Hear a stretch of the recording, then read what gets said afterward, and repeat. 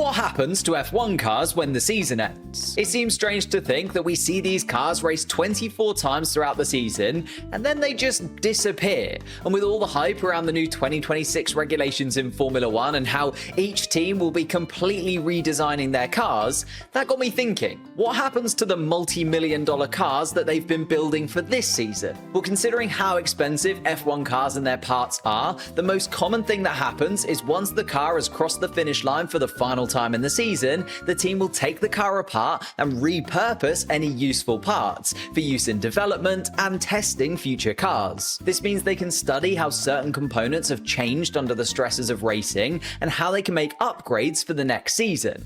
Plus, if the team is particularly low on funding, then after the team has studied the parts, they often auction off pieces of the car to private collectors. However, some of the more moneyed F1 teams will preserve the car by putting them on display in the team's museum. This means that the car can be kept in working condition so it can then be used to test new drivers or for the more successful championship winning cars on the grid for historic running at later events.